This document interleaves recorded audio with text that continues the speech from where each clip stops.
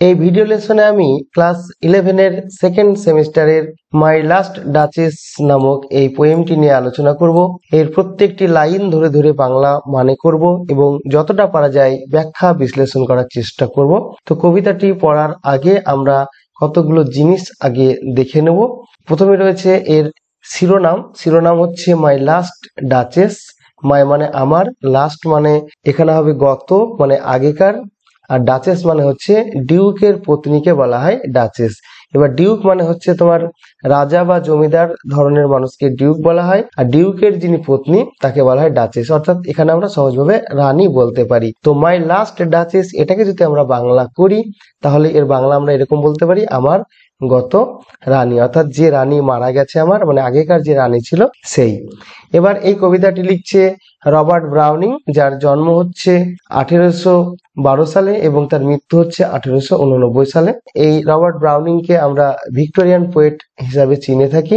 এবারে আমরা যে পোয়েমটি পড়ছি অর্থাৎ মাই লাস্ট ডাচেস, এই সম্পর্কে কয়েকটি কথা বা কয়েকটি তথ্য আমাদের জেনে নিতে হবে। যেমন এই কবিতাটি লেখা হয়েছিল, তারপরে পাবলিশড হয়েছিল এই কবিতাটি ড্রামাটিক লিরিক্সে এবং সেটা প্রকাশিত হয়েছিল 1842 খ্রিস্টাব্দে। এবার রয়েছে টাইপ, অর্থাৎ এই কবিতাটি কি ধরনের। এটি হচ্ছে ড্রামাটিক মনোলগ। এবার ড্রামাটিক মনোলগ কি সেটা তোমাদের একটু জেনে নিতে হবে। ড্রামাটিক মনোলগ হচ্ছে এমন এক ধরনের বা এমন এক স্টাইলের কবিতা যেখানে একজন মাত্র বক্তা থাকে, অর্থাৎ বক্তা সেই শুধুমাত্র বলে যায় আর বাকি যারা থাকে তারা শ্রোতার আসরে থাকে, অর্থাৎ এক বা একাধিক শ্রোতা এখানে থাকতে পারে কিন্তু বক্তা একজনই, অর্থাৎ এখানে একজনই কিন্তু কথা বলবে। তো এই কবিতাটি আমরা যখন পড়বো তোমরা দেখতে পাবে যেখানে একজন কথা বলছে এবং আরেকজন শুনছে।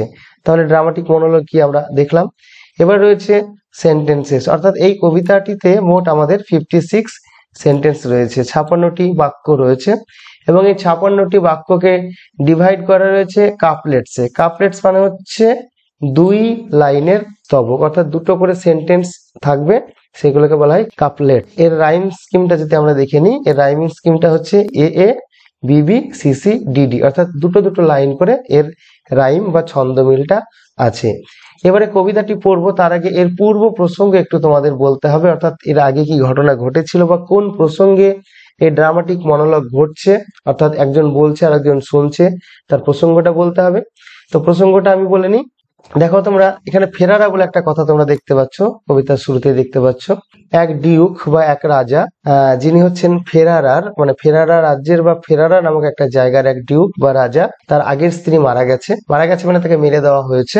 এরপরে পার্শ্ববর্তী এক রাজ্যের কাউন্ট বা সহজভাবে বলতে গেলে পার্শ্ববর্তী রাজ্যের রাজা তার মেয়ের বিয়ে তার সঙ্গে দেওয়ার জন্য মেসেঞ্জার বা একটা দূত পাঠিয়েছে। তো সেই পার্শ্ববর্তী রাজ্য থেকে আসা তাকে এই আমাদের ফেরারার ডিউক কতগুলো কথা বলছে, এটাই হচ্ছে ড্রামাটিক মনোলগ। অর্থাৎ এখানে শুধুমাত্র ডিউক বলছে আর পার্শ্ববর্তী রাজ্য থেকে আসা কাউন্টের যে মেসেঞ্জার সে শুনছে।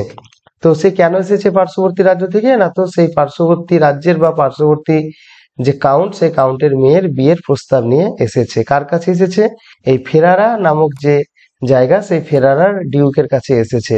এই ডিউক সেই মেসেঞ্জারকে তার যে প্রাসাদ বা রাজপ্রাসাদ তার উপরতলা যে গ্যালারি রয়েছে যেখানে তার আগের স্ত্রীর একটা পোর্ট্রেট বা একটা ছবি রয়েছে আঁকা, তো সেইটা দেখিয়ে তাকে কতগুলো কথা বলছে সেটা এবার আমরা দেখে নেব। এবার আমি লাইন ধরে ধরে পড়তে শুরু করছি। দেখো প্রথম সেন্টেন্সটাই বলছে দ্যাটস মাই লাস্ট ডাচেস।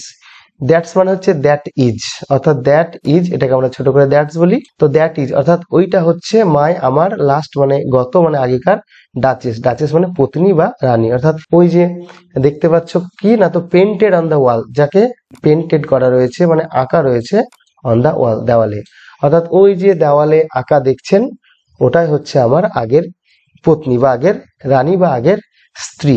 কথাটা কি বলছে? ডিউক বলছে। কাকে বলছে? আমরা মনে করে দিই পার্শ্ববর্তী রাজ্য থেকে আসা মেসেঞ্জারকে। Looking as if she are alive, দেখে মনে হচ্ছে যেন সে জীবিত। ছবিটা এমন ভাবে প্রাণবন্ত ভাবে আঁকা হয়েছে, তো মনে হচ্ছে সে যেন জীবিত। আই কল মানে আমি বলি দ্যাট পিস, ওই পিসটাকে, পিস মানে হচ্ছে ওখানে ওই আঁকা ছবিটা, অর্থাৎ ওই যে আঁকা যে ছবিটা, ওই ছবিটাকে আমি বলে থাকি, কি বলে থাকি, এ ওন্ডার। ওন্ডার মানে হচ্ছে একটা বিস্ময়কর একটা কাজ, মানে একটা আশ্চর্যজনক একটা সৃষ্টি। কি নাও এখন, মানে এখন আমি ওটাকে একটা আশ্চর্য শিল্প কর্ম হিসাবে বলে থাকি। ফ্রা প্যান্ডালস হ্যান্ডস, ফ্রা প্যান্ডালস হচ্ছে এক তপস্বী, অর্থাৎ যিনি আর্টিস্ট, শিল্পী, যিনি আঁকেন এবং যিনি তপস্বী। তো সেই ফ্রা প্যান্ডালস একজন বিখ্যাত শিল্পী বা একজন তপস্বী, তার হাতগুলি ওয়ার্কড বিজিলি, ওয়ার্ক মানে কাজ করেছিল, বিজিলি মানে ব্যস্ততার সঙ্গে, এ ডে সারাদিন ধরে বা একটা পুরো দিন ধরে। তাহলে একটা পুরো দিন ধরে ব্যস্ততার সঙ্গে ফ্রা প্যান্ডালস এর হাতগুলো কাজ করেছিল, অ্যান্ড দেয়ার সি স্ট্যান্ডস, এবং তার ফলে কিন্তু সে সেখানে দাঁড়ায়। অর্থাৎ সারাদিন ধরে ব্যস্ততার সঙ্গে কাজ করার ফলে ওই ছবিটা ওইখানে দাঁড়িয়েছে, মানে ছবিটা ওখানে আঁকা সম্ভব হয়েছে। তো তোমরা ওয়ার্ড নোটস গুলো এখানে দেখে নিতে পারো। ডাচেস মানে রানী, অ্যালাইভ মানে জীবন্ত, ওন্ডার মানে বিস্ময়, আর ফ্রা প্যান্ডালস হচ্ছে একজন তপস্বী, এক ব্যক্তি যিনি আর্টিস্টও বটে। এই যে দেখো উইলের পরে এখানে টি আছে, এটা অ্যাকচুয়ালি কিন্তু ইট, এখানে আইটা উজ্জ আছে। তো will it please you sit and look at her, অর্থাৎ তুমি কি একটু বসে তাকে দেখবে।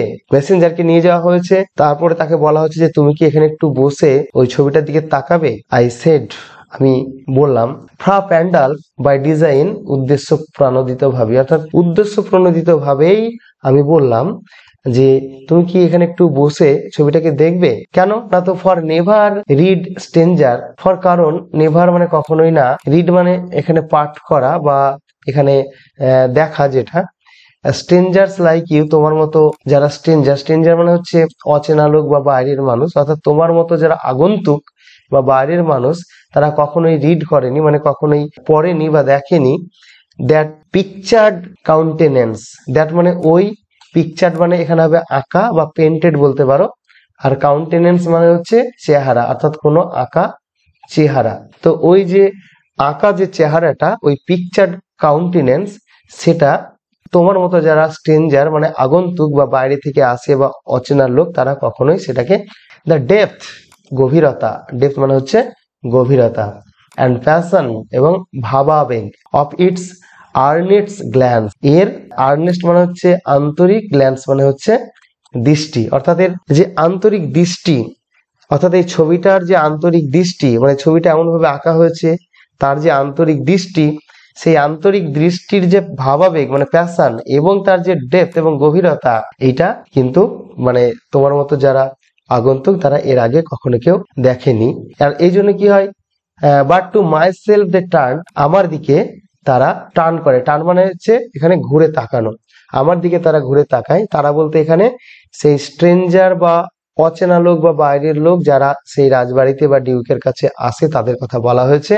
তো তারা কি করে, যেহেতু তারা ওই ধরনের একটা আন্তরিক দৃষ্টিযুক্ত, ভাবাবেগ যুক্ত, একটা গভীর ভাবাবেগ যুক্ত ওরকম একটা ছবি কোনোদিন তারা দেখেনি, তাই তারা আমার দিকে ঘুরে। আমি এই ব্র্যাকেটের মধ্যে যেটা আছে একটু পরে পড়ছি, ব্র্যাকেটের বাইরে যেটা আছে সেটা আমি তোমাদের আগে বলে দিচ্ছি। দেখো, তো তারা আমাদেরকে ঘোরে, and seemed as they would ask me, এবং মনে হয় যেন তারা আমাকে জিজ্ঞেস করবে, ইফ দে ডার্স্ট, অবশ্য যদি তারা সাহস করে, অর্থাৎ বাইরে থেকে যে সমস্ত লোকগুলা আসে, তারা যদি সাহস করে, তো সাহস করলে হয়তো তারা আমাকে জিজ্ঞেস করতে চায়, কি জিজ্ঞেস করতে চায়, তো হাউ সাচ এ গ্ল্যান্স কেম দেয়ার, মানে এত সুন্দর একটা গ্ল্যান্স কি করে সেখানে এলো, অর্থাৎ ওই ছবিটার মধ্যে যে গ্ল্যান্স বা দৃষ্টিটা দেখা যাচ্ছে, সেটা কি করে এলো।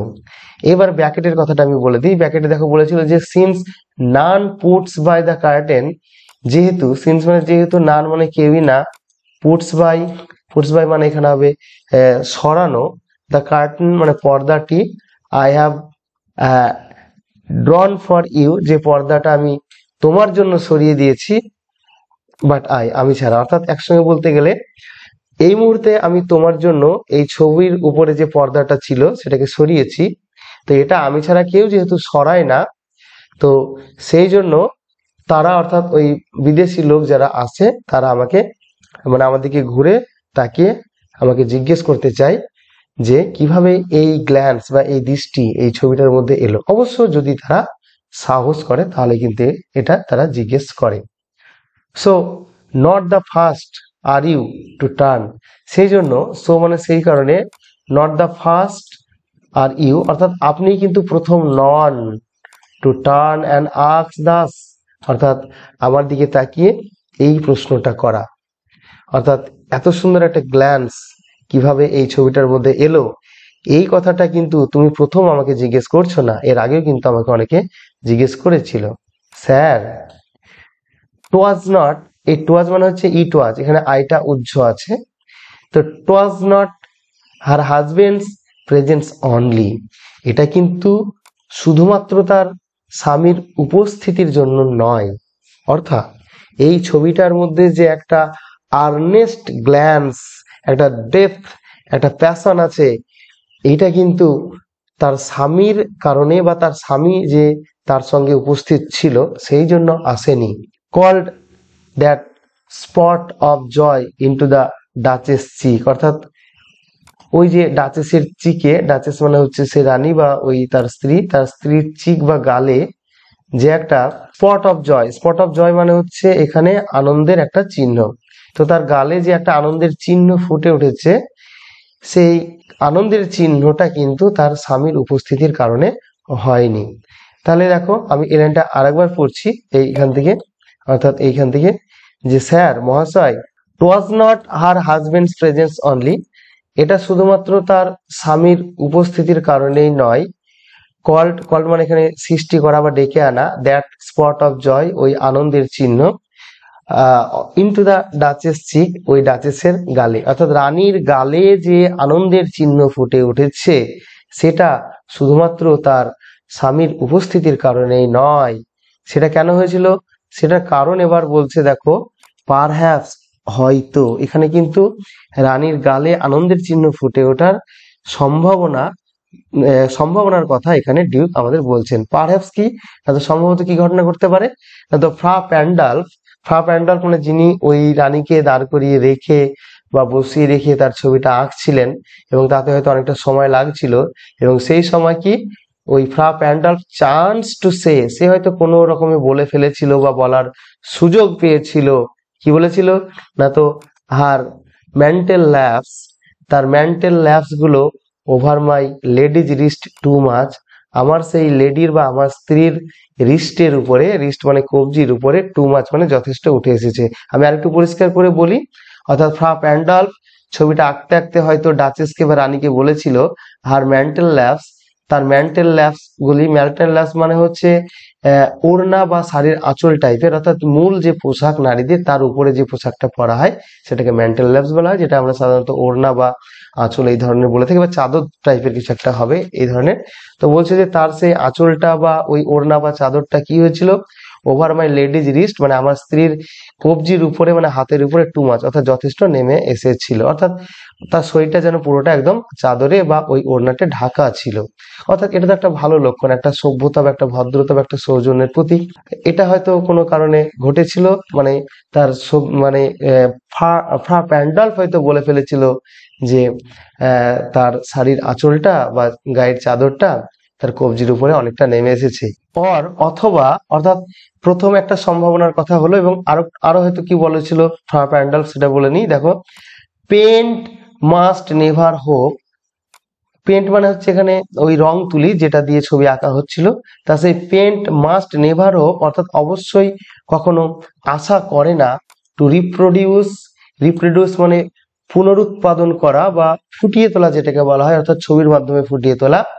দ্য ফেন্ট, ফেন্ট মানে হচ্ছে এখানে অস্পষ্ট বা মৃদু বা ম্লান যেটাকে বলা হয়, ওই ম্লান, হাফ ফ্লাস্ট মানে অর্ধ উদ্ভাসিত, that dies along her through যেটা তার কাঁধের কাছে এসে মিশেছে। সহজ করে বলতে গেলে যে একটা অস্পষ্ট অর্ধ উদ্ভাসিত একটা আভা বা একটা রং যেটা রানীর কাঁধের কাছে এসে মিশেছে, সেটা ওই পেন্টের দ্বারা বা রঙের দ্বারা ফুটিয়ে তোলা সম্ভব নয়। অর্থাৎ এমন একটা সৌন্দর্য, এমন একটা রং যেটা রানীর কাঁধের কাছে এসে মিশছে, সেটা এই রং তুলির দ্বারা ফুটিয়ে তোলা সম্ভব নয়, এই কথাটা হয়তো ফ্রা প্যান্ডল বলেছিল।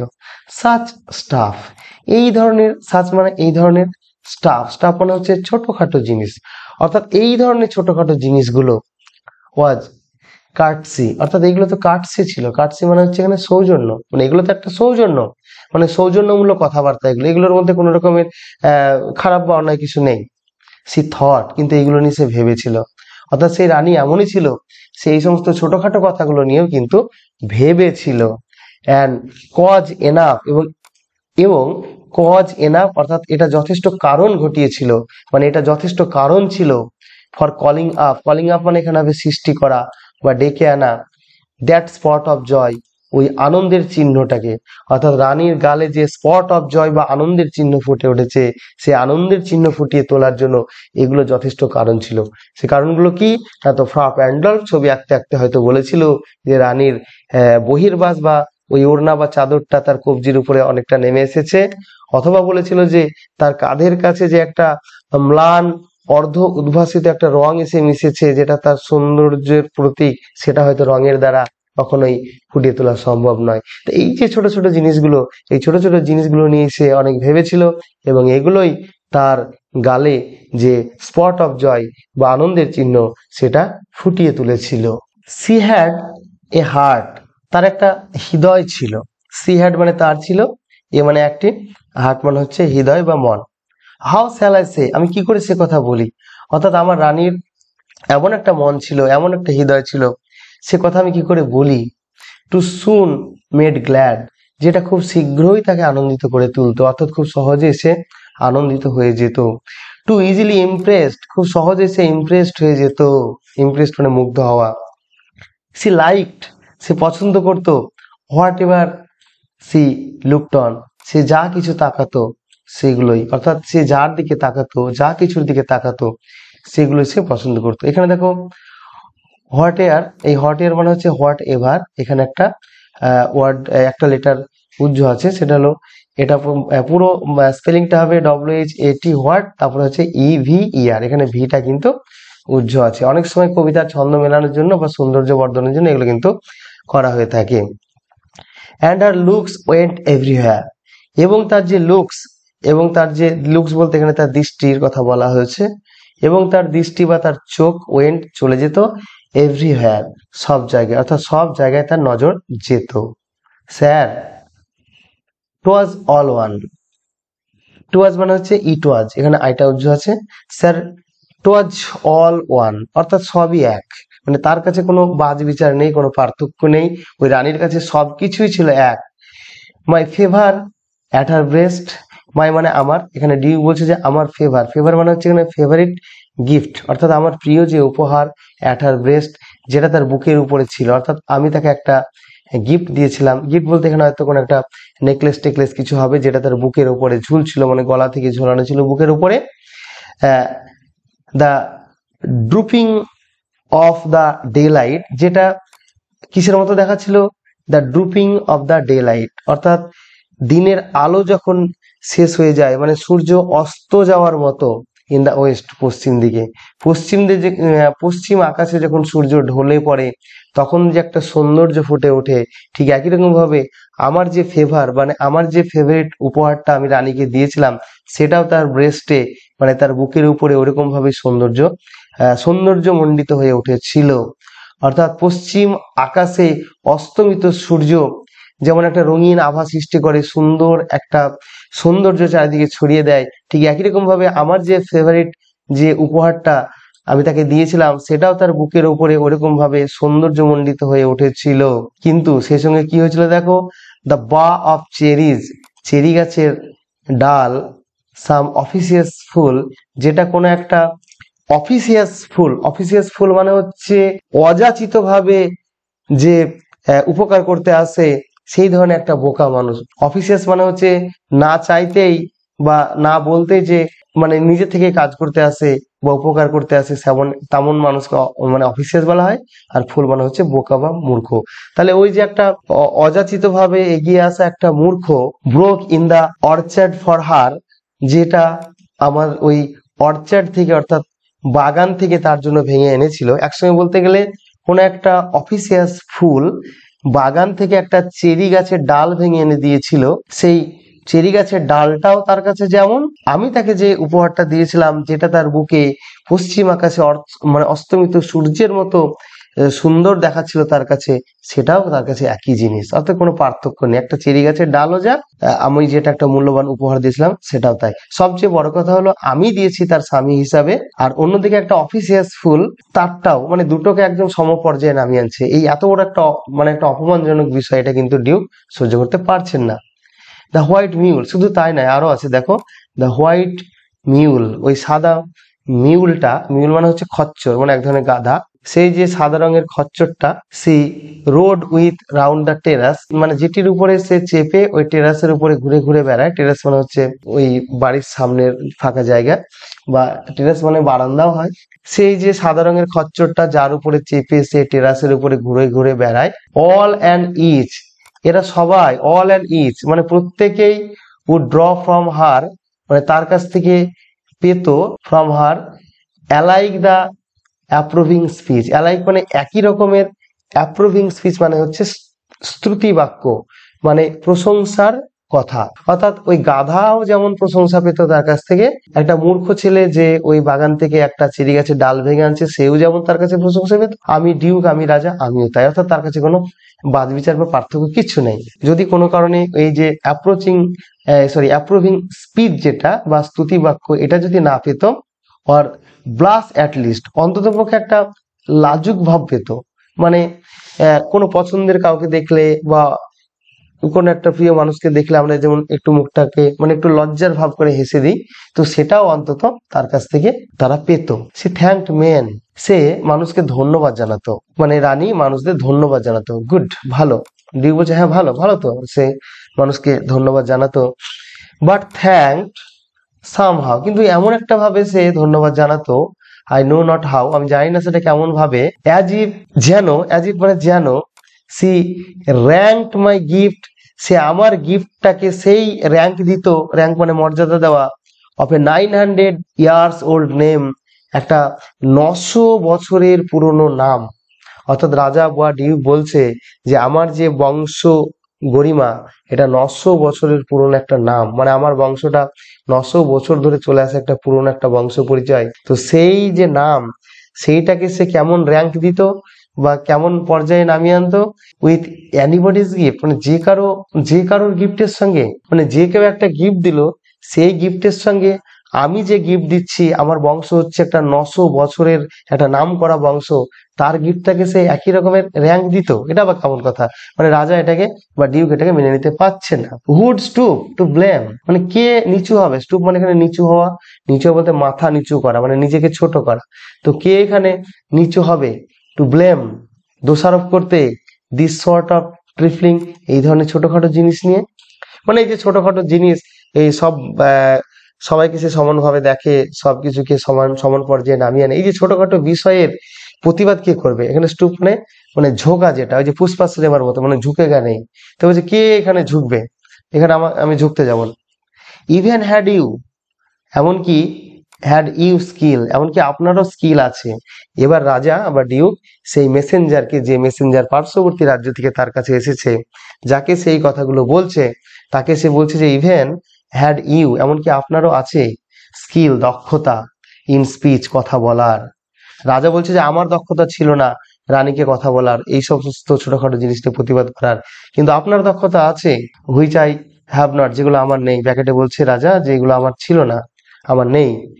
Two make your will quite clear, অর্থাৎ তোমার যে উইল মানে হচ্ছে ইচ্ছা, তোমার ইচ্ছাটাকে কোয়াইট মানে সম্পূর্ণরূপে, ক্লিয়ার মানে পরিষ্কার করে নেওয়া, টু সাচ অ্যান ওয়ান, এইরকম কোন একটা ব্যক্তির কাছে, অর্থাৎ আমার স্ত্রী যেমন ছিল, তো সেরকম কোন ব্যক্তির কাছে তোমার মনের যে ইচ্ছা, উইল মানে হবে এখানে ইচ্ছা, তো সেই ইচ্ছাটাকে মেক ক্লিয়ার করে নেওয়া, অর্থাৎ পরিষ্কার করে নেওয়ার মতো দক্ষতা বা স্কিল কিন্তু তোমার মধ্যে আছে। অ্যান্ড সে, এবং এবং তুমি হয়তো বলতে, অর্থাৎ আমার জায়গায় তুমি থাকলে তুমি হয়তো বলতে, কি বলতে, তো just this or that in you disgust me, মানে তোমার এই সমস্ত আচরণগুলো আমাকে বিরক্ত করে, এই জিনিসগুলো বা ওই জিনিসগুলো ইন ইউ তোমার মধ্যে ডিসগাস্ট মি, আমাকে বিরক্ত করে বা এগুলোতে আমি অসন্তুষ্ট হয়।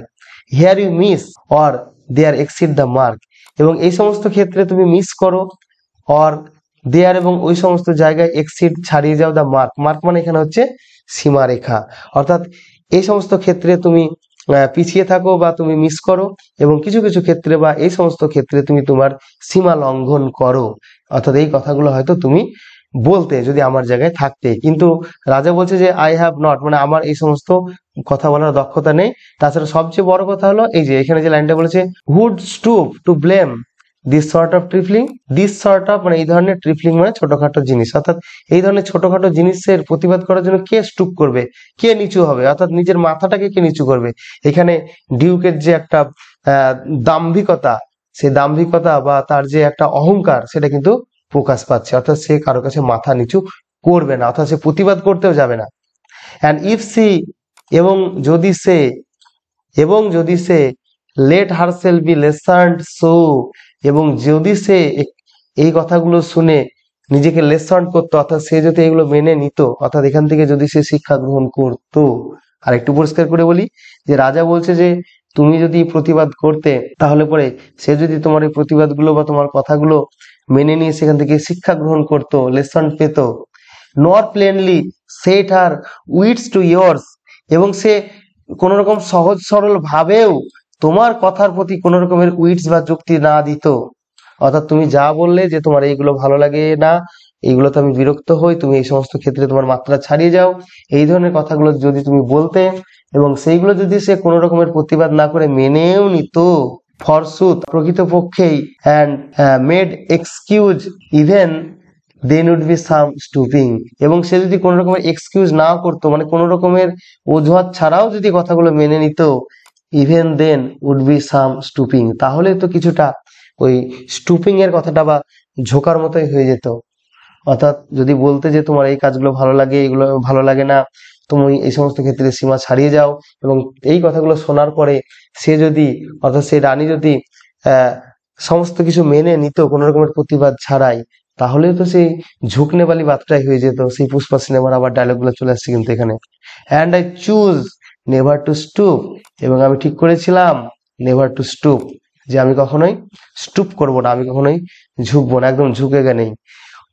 ও স্যার, সে স্মাইল্ড, ও স্যার, সে হাসতো। এবার সে আরো বলছে যে আরো আছে, এখানেই শেষ নয়, আরো আছে। সেগুলো কি?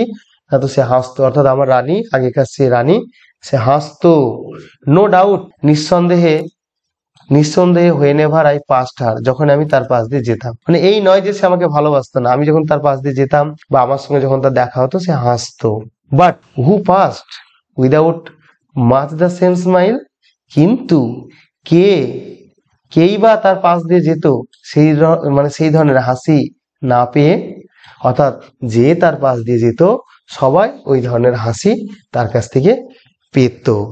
এখানে কিন্তু তার সেই আগের রানীর ছবিটাকে দেখিয়ে দেখিয়ে এখানে ডিউক পার্শ্ববর্তী রাজ্য থেকে আসা মেসেঞ্জারকে, অর্থাৎ যে তার জন্য বিয়ের সম্বন্ধ এনেছে, তাকে কিন্তু তার পছন্দ অপছন্দের কথাগুলো বলছে, অর্থাৎ তার রানীর কোন কোন জিনিসগুলো তার ভালো লাগেনি, তিনি বর্তমানে যাকে বিয়ে করতে যাচ্ছেন তার কি কি গুণ থাকলে ভালো হয় বা কি কি থাকতে হবে, সেইগুলো কিন্তু তিনি ইনডাইরেক্টলি এখানে বুঝিয়ে দেওয়ার চেষ্টা করছেন। তাই বলছেন যে নিঃসন্দেহে সে আমাকে দেখলে হাসতো আমি যখন তার পাশ দিয়ে যেতাম, কিন্তু কে তার পাশ দিয়ে এই হাসি না পেয়ে যেত, সবাই তার মানে হাসিটা পেত। শুধু সে আমাকে দেখে হাসতো এমন নয়, সে সবাইকে দেখেই হাসতো। দিস গ্রিউ, আর এটা বাড়তেই থাকলো, অর্থাৎ এই সমস্ত তার যে আচরণগুলো, এগুলো কিন্তু কমবার কোনো ব্যাপার ছিল না, দিন দিন এগুলো বেড়ে যাচ্ছিল। তাই কি হলো? আই গেভ কমান্ডস, আমি কিন্তু আদেশ দিয়ে দিয়েছিলাম। আদেশ বলতে এখানে মৃত্যু দণ্ডাদেশ, অর্থাৎ মৃত্যুর জন্য তাকে, মানে মেরে ফেলার জন্য তাকে আদেশ দিয়ে দেওয়া হয়েছিল। তারপরে কি হলো? দেন অল স্মাইলস স্টপড, তারপরে সমস্ত হাসি থেমে গিয়েছিল, টুগেদার একসঙ্গে।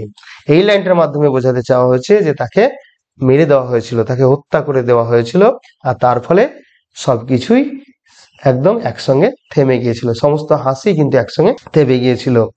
দেয়ার সি স্ট্যান্ডস, ওই যে ওখানে সে দাঁড়িয়ে আছে, মানে ওই ছবিটাকে দেখিয়ে বলছে, অ্যাজ ইফ অ্যালাইভ, যেন জীবন্ত, মানে এমন ভাবে দাঁড়িয়ে আছে মনে হচ্ছে যেন সে এখনো বেঁচে আছে, ওই ছবিটা যেন জীবন্ত। তারপরে সে এবার বলছে, will it please you rise, তুমি কি উঠবে না? মানে ও তো বসে আছে, ওকে বলেছে, আগে বলেছে বসো, বসে বসে দেখো, তুমি কি বসে দেখবে না? এবার বলছে ওঠো, অনেক তো হলো। Will meet the company below, আমরা দেখা করব নিচে যে কোম্পানি আছে তাদের সঙ্গে। কোম্পানি মানে মানে সঙ্গী বা বন্ধু বা লোক, অর্থাৎ নিচে যে সমস্ত লোকেরা আছে আমরা তাদের সঙ্গে মিট করবো, তো তাদের সঙ্গে দেখা করবো, তো ওঠো।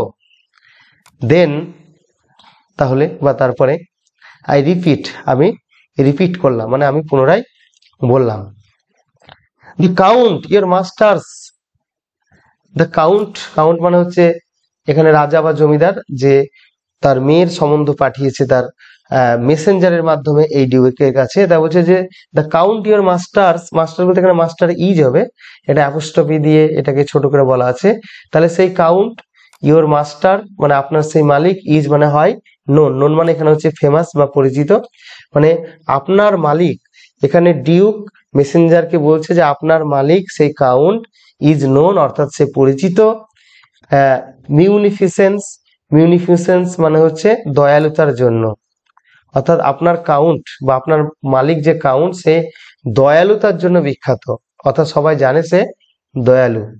ইজ অ্যাম্পল ওয়ারেন্ট দ্যাট, এবং সেই জন্য যথেষ্ট পরিমাণ ওয়ারেন্ট আছে, যে ইজ অ্যাম্পল মানে যথেষ্ট পরিমাণে, ওয়ারেন্ট মানে যেটাকে আমরা ওয়ারেন্টি বলি, কোন একটা প্রোডাক্ট কিনলে পরে ওয়ারেন্টি দেয়, যে খারাপ হয়ে গেলে সেটা পাল্টে দেওয়া হবে, মানে নিশ্চয়তা যেটাকে বলা হয় ওয়ারেন্টি মানে। তো আপনার মালিকের যে নাম আছে চারিদিকে একজন দয়ালুতা হিসাবে, সেইটা থেকে একটা ওয়ারেন্টি পাওয়া যায় যে নো জাস্ট প্রিটেন্স, মানে কোন রকমের প্রিটেন্স বা ভান বা ভনিতা থাকবে না, অফ মাইন আমার ক্ষেত্রে, মানে আমার ক্ষেত্রে হয়তো আপনার মালিক কোন রকমের ভনিতা করবে না, ফর ডাউরি, ডাউরি মানে হচ্ছে পণ, অর্থাৎ বিয়ে করলে যে সমস্ত উপহারগুলো বা টাকা পয়সাগুলো শ্বশুর বাড়ি থেকে পাত্রপক্ষকে দেওয়া হয় সেগুলোকে ডাউরি বলা হয়। তো উইল বি ডিসঅ্যালাউড, অর্থাৎ আমার ক্ষেত্রে ডাউরি হয়তো ডিসঅ্যালাউ করা হবে না, অর্থাৎ নিশ্চয় আমাকে ডাউরি বা পণ দেওয়া হবে, কারণ আপনার মালিক সেই কাউন্ট তো দয়ালুতার জন্যই পরিচিত, অর্থাৎ তিনি পণ নেবেন কিন্তু বিয়েতে, এমনি তিনি বিয়ে করবেন না। তারপর দেখো, যদিও হিজ ফেয়ার ডটার সেলফ, যদিও তার সুন্দরী কন্যাই, অ্যাজ আই অ্যাভাউড, যেমনটা আমি অ্যাভাউড করেছি, অ্যাভাউড মানে হচ্ছে একদম খোলামেলা করে বলা, মানে পরিষ্কার করে বলা, যেটা আমি পরিষ্কার করে বা স্বীকার করেছি, অ্যাট স্টার্টিং প্রথমে, ইজ মাই অবজেক্ট, সেটাই আমার উদ্দেশ্য। অর্থাৎ এখানে বলতে চাইছে যে আহ, আপনার কাউন্টের যে সুন্দরী কন্যা তাকে পেলেই আমার হবে, সে তাকে পাওয়া আমার উদ্দেশ্য, কিন্তু যেহেতু আপনার মালিক সেই কাউন্ট দয়ালুতার জন্য বিখ্যাত বা পরিচিত, সেই জন্য তিনি আমার ক্ষেত্রে নিশ্চয় ডাউরিটা ডিসঅ্যালাউ করবেন না, অর্থাৎ তিনি আমাকে নিশ্চয় ডাউরি বা পণ দেবেন। নে না, উইল গো, না আমরা যাবো, বলছে না অনেক তো হলো, আর হবে না, এবার চলো আমরা যাবো। উইল, উইল গো, আমরা যাব। উইল মানে হচ্ছে উই শ্যাল বা উই উইল, শ্যাল উইল দুটোই হতে পারে, সাধারণত উই এর পরে শ্যাল হয়, উই এবং আই এর পরে শ্যাল হয়, তবে বর্তমানে সব জায়গাতে উইল ব্যবহার করা যায়। তো উইল মানে হচ্ছে উই শ্যাল বা উই উইল, তাহলে আমরা যাব টুগেদার ডাউন, একসঙ্গে, স্যার মানে মহাশয় চলুন আমরা একসঙ্গে নিচে যাব। তারা তখন উপরতলায় ছিল, উপরতলার গ্যালারিতে ছিল, সেখানে তার আগেকার ছবিটা দেখানো, মানে আগেকার স্ত্রীর ছবিটা দেখানো হচ্ছিল। এবার নামতে নামতে বলছেন, সিঁড়ি নামতে নামতে বলছে, দেখো যে নোটিস, লক্ষ্য করো, ওই যে দেখো নেপচুন। অর্থাৎ আমি প্রথমে হয়তো এগুলো একটু অন্যভাবে বলছিলাম, এখানে ডিউক ওই মেসেঞ্জারকে যখন কথা বলছিলাম হয়তো লেনদেন করছিলাম, সেটা তোমরা একটু অ্যাডজাস্ট করে নেবে, আমি এখানে নাও দাও করছি। তো দেখো এখানে ডিউক বলছে যে নোটিস, লক্ষ্য করো নেপচুন, ওই নেপচুনকে, নেপচুন মানে হচ্ছে এখানে ওই রোমানদের সমুদ্রের দেবতা, রোমান মিথোলজির সমুদ্রের দেবতা নেপচুন। তো সেই নেপচুনের একটা স্ট্যাচু রয়েছে, তো সেটাকে দেখিয়ে বলছে যে নোটিস, লক্ষ্য করো নেপচুন, ওই নেপচুনকে, দো টেমিং এ সি হর্স, যদিও সে একটা সি হর্সকে, সি হর্স মানে সমুদ্রের ঘোড়া, তো সে সমুদ্রের ঘোড়াকে টেমিং করছে, টেমিং মানে এখানে হচ্ছে নিয়ন্ত্রণ করা, কন্ট্রোল করা বা পোষ মানানো। তো সিঁড়ির কোনাতে ওখানে একটা নেপচুনের মূর্তি রয়েছে বা স্ট্যাচু রয়েছে, যে নেপচুনের মূর্তিটা একটা সমুদ্রের ঘোড়াকে টেমিং করছে মানে কন্ট্রোল করছে, বা যেটাকে বলা হয় তার লাগামটাকে টেনে ধরা, তার হাতে লাগাম রয়েছে, তো সেটাকে টেমিং করছে বা বস, বস মানানো বলা যায়, মানে নিজের অধীনে রাখা। থট এ রিয়ারিটি, এটাকে আমি একটা রিয়ারিটি বলে মনে করি। মানে এই যে ছবিটা, মানে এই যে মূর্তিটা নেপচুনের, এটাকে আমি একটা বিরল জিনিস বলে মনে করি। দেখো এখানেও কিন্তু ডিউক তার দাম্ভিকতা প্রকাশ করছে, মানে নেপচুন যেমন সমুদ্রের ঘোড়াকে কন্ট্রোল করছে, টেমিং করছে, তো এখানে ডিউক বলতে চাইছে যে সেও সবকিছুর নাগাল তার হাতে ওরকম ভাবে রাখতে চায়। এবারে লাস্ট লাইনটা নিয়ে আমি আলোচনা করব, এটা তোমরা দেখে নাও, যে হুইচ মানে যেটি, অর্থাৎ ওই নেপচুনের মূর্তিটি ক্লজ অফ ইন্সব্রুক, ক্লজ মানে হচ্ছে কাল্পনিক ওই মূর্তি সৃষ্টিকারী এক ব্যক্তি, যদিও বাস্তবে তার অস্তিত্ব নেই। তো ওই ক্লজ অফ ইন্সব্রুক, ইন্সব্রুক হচ্ছে একটা শহর যেটা ধাতু শিল্পের জন্য বিখ্যাত। তা ওই ইন্সব্রুক শহরের যে ক্লজ, সেই ক্লজেরা কি করেছিল, কাস্ট নির্মাণ করেছিল ইন ব্রোঞ্জ, ব্রোঞ্জ দিয়ে, ফর মি আমার জন্য। অর্থাৎ ওই নেপচুনের মূর্তিটা কি দিয়ে তৈরি করা হয়েছিল, ব্রোঞ্জ দিয়ে। কার জন্য তৈরি করা হয়েছিল, ফর মি আমার জন্য। কিভাবে করা হয়, মানে কারা করেছিল, না তো ক্লজেরা করেছিল। ক্লজ মানে হচ্ছে ধাতু শিল্পী, মানে ধাতু দিয়ে মূর্তি নির্মাণ করার শিল্পীরা। কোথাকার তারা, ইন্সব্রুকের। ইন্সব্রুক হচ্ছে একটা শহর যেখানে, মানে যে শহরটা ওই ধাতু শিল্পের জন্য বিখ্যাত। এখানে কিন্তু দেখো ওই ফ্রা প্যান্ডাল এবং ক্লজ অফ ইন্সব্রুক, এই সমস্ত বিখ্যাত বিখ্যাত শিল্পীদের কথা কিন্তু তুলে ধরা হয়েছে, যার মাধ্যমে রাজা তার আত্মগরিমা বা যেটাকে বলা হয় অহংকার, সহজভাবে বলতে গেলে সেইগুলা কিন্তু সে তুলে ধরেছে। তাহলে এইটুকু ছিল এই ভিডিওটির আলোচনা।